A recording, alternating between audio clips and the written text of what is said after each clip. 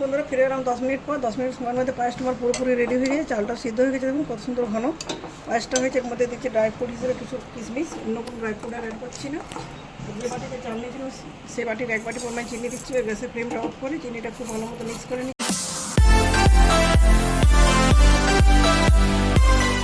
নমস্কার বন্ধুরা, আমার চ্যানেলে আপনাদের সবাইকে স্বাগত জানাই। আজকে হচ্ছে রাখি পূর্ণিমা। রাখি পূর্ণিমা উপলক্ষে আমি পায়েস বানাবো। খুব কম উপকরণে কম সময়ে কত সুন্দর পায়েস বানানো যায় সেই রেসিপিটি আমি আপনাদের সাথে শেয়ার করছি। অবশ্যই আপনারা আমার পাশে থেকে প্রথম থেকে শেষ পর্যন্ত ভিডিওটি ধৈর্য ধরে দেখবেন। পায়েস বানানোর জন্য দেখুন এখানে 1 বাটি আমি এখানে গোবিন্দভোগ চাল নিয়েছি, আর এখানে আমুল গোল্ডের 1 লিটার দুধ নিয়েছি, আর এখানে আছে কিছুটা গাওয়া ঘি দিয়ে চালটাকে প্রথম মেখে দিচ্ছি, তাহলে পায়েসটা খুব ঝরঝরে হয়।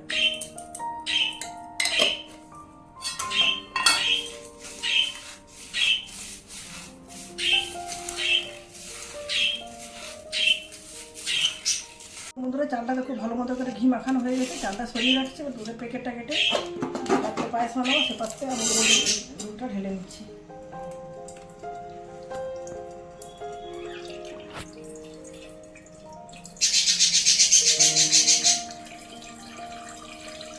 চলুন বন্ধুরা এবার পায়েস বানানো শুরু করে দিই। ওই জন্য গ্যাসের ওখানে দুধটা বসিয়ে দিচ্ছি হাই হিটে।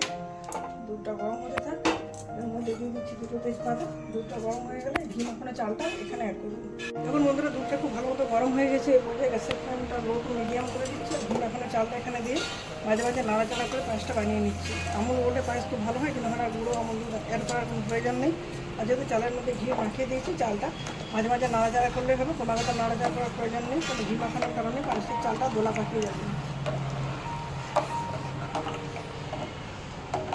দেখুন বন্ধুরা লো টু মিডিয়াম হিটে 10 মিনিট পায়েসটা রান্না করে নিচ্ছি। মাঝে মাঝে নাড়াচাড়া করেছি। পায়েসটা 50% সিদ্ধ হয়ে গেছে। দেখুন আরও 10 মিনিট লো টু মিডিয়াম হিটে রান্না করে নিচ্ছি। পায়েসের মধ্যে দিচ্ছি 2 মুখ ফাটিয়ে রাখা এলাচ। এমনিতে গোবিন্দভোগ চালের পায়েস খেতে খুবই সুস্বাদু হয়, আর খুব সুগন্ধিও হয়। আর যাতে সুগন্ধটা বাড়িয়ে দেওয়ার জন্য 2 এলাচ দিয়ে দিলাম। তো বন্ধুরা ফিরে আসছি আরও 10 মিনিট পর। দেখুন বন্ধুরা ফিরে এলাম 10 মিনিট পর। 10 মিনিট সময়ের মধ্যে পায়েসটা আমার পুরোপুরি রেডি হয়ে গেছে। চালটা সিদ্ধ হয়ে গেছে, দেখুন কত সুন্দর ঘন পায়েসটা হয়েছে। এর মধ্যে দিচ্ছি ড্রাই ফ্রুট হিসেবে কিছু কিশমিশ, অন্য কোনো ড্রাই ফ্রুট আর অ্যাড করছি না। যে বাটিতে চাল নিয়েছিলাম সে বাটির 1 বাটি পরিমাণ চিনি দিচ্ছি। গ্যাসের ফ্লেমটা অফ করে চিনিটা খুব ভালো মতো মিক্স করে নিচ্ছি। চিনি দেওয়ার পর গ্যাসের ওভেনটা জেলে রাখার প্রয়োজন নেই।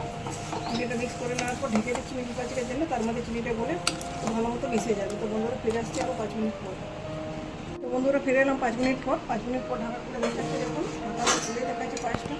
চিনিটা আবার খুব ভালো মতো গুলে মিশে গেছে পায়েসের সাথে। পায়েসটা আমার অলমোস্ট রেডি হয়ে গেছে। তো বন্ধুরা দেখুন রাখি পূর্ণিমা উপলক্ষে কত কম সময়ে কম উপকরণে খুবই টেস্টি পায়েসটা বানানো। আমার রেসিপিটি আশা করছি আপনাদের খুবই ভালো লাগবে। যদি ভালো লাগে লাইক শেয়ার এবং চ্যানেলটি সাবস্ক্রাইব করে আমার পাশে থাকবেন। যে ভিডিওটি কেমন লাগলো অবশ্যই কমেন্টের মাধ্যমে জানাতে ভুলবেন না। আজকের মতো এ পর্যন্ত। পরের দিন দেখা হবে নতুন কোনো রেসিপির সাথে। ধন্যবাদ।